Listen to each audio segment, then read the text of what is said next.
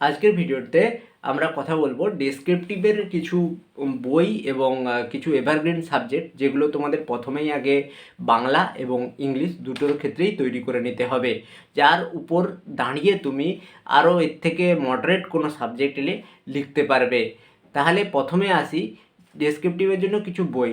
Descriptive যেসব পরীক্ষায় আছে সেসব যে কোনো পরীক্ষার জন্য যেসব ডেসক্রিপটিভের বই থাকে সেগুলো তোমরা ইউজ করতে পারো।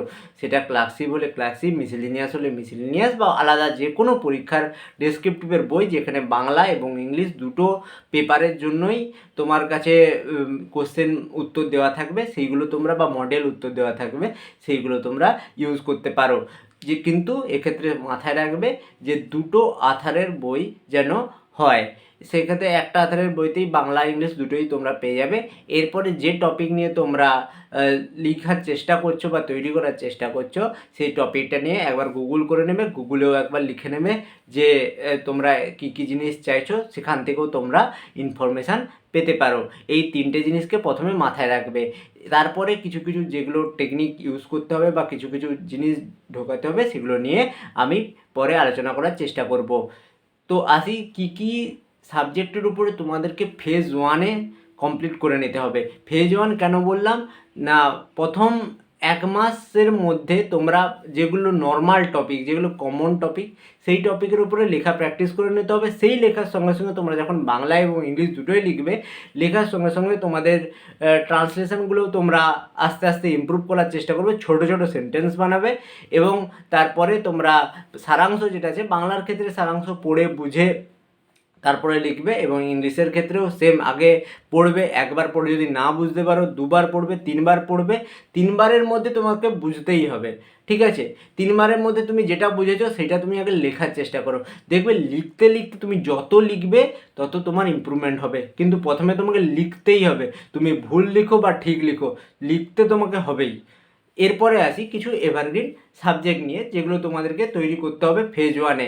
এখন আমার যেগুলো যেগুলো মনে হয়েছে বলে দিচ্ছি, এরপরে যদি কিছু অ্যাডিশান হয় নিশ্চয়ই আমি তোমাদেরকে জানানোর চেষ্টা করব। তাহলে প্রথমে আসি একদম এভারগ্রিন একটা টপিক দিয়ে, যে কন্যাশ্রী, যজ্ঞশ্রী, দুয়ারে সরকার, সেভ লাইফ, এই চারটে তোমাদেরকে একদম সুন্দরভাবে করতে হবে। Women empowerment, fire breakout, train accident এবং ফ্রিকুয়েন্ট ট্রেন অ্যাক্সিডেন্ট, এই দুটো আলাদা আলাদাভাবে করবে। এটা খুব ইম্পর্টেন্ট বলে আমার মনে হচ্ছে এবারের জন্য। ট্রেন অ্যাক্সিডেন্ট এবং frequent train accident, medical camp, blood donation camp, plastic ban, garbage problem, hawker নির্বাসন এবারের জন্য খুব ইম্পর্টেন্ট একটা বিষয় হতে চলেছে। তোমরা খুব ভালোভাবে তৈরি করার চেষ্টা করবে। অ্যাডভার্টাইজমেন্টের প্রভাব, যেটা সমাজ জীবনে কী কী প্রভাব পড়ছে তার উপরে, এটা একটা এভারগ্রিন সাবজেক্ট যেখান থেকে কোশ্চেন বা রিপোর্ট বলো তৈরি হওয়ার চান্স আছে। পলিউশন এটা নর্মাল বিষয়, কিন্তু নর্মাল বিষয় হলেও এর উপর বেস করে মডারেট সাবজেক্টে যদি রিপোর্ট আসে তোমাকে লিখতে হতে পারে। Road accident, flood, cyclone, mobile addiction, national education policy, social মিডিয়ার অপব্যবহার, গ্লোবাল ওয়ার্মিং, অনলাইন এডুকেশন, জনগণনা এবারের জন্য খুব ইম্পর্ট্যান্ট। জনগণনাটা তোমরা খুব ভালো মতো তৈরি করবে। আনএমপ্লয়মেন্ট, চন্দ্রায়ন, এইগুলো তোমরা ফেজ ওয়ানে তোমরা তৈরি করো বাংলা এবং ইংলিশ দুটোর ক্ষেত্রেই।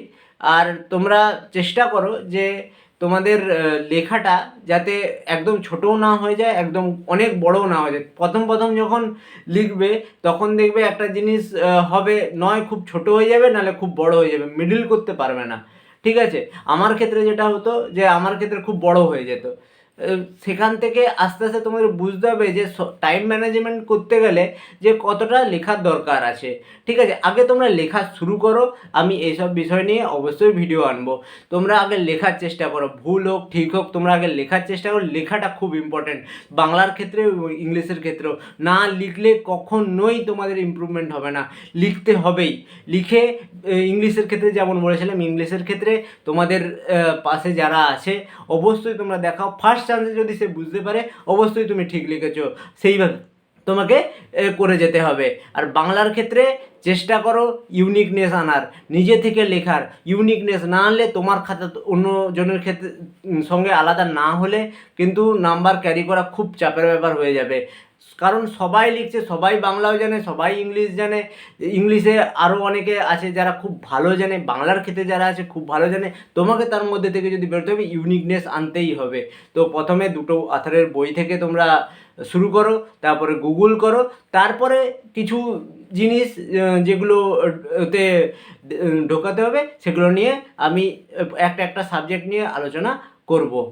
আর কারো কোনো প্রশ্ন থাকলে অবশ্যই কমেন্ট করো। এরকম ভিডিও পেতে চাইলে চ্যানেলটাকে সাবস্ক্রাইব করবে।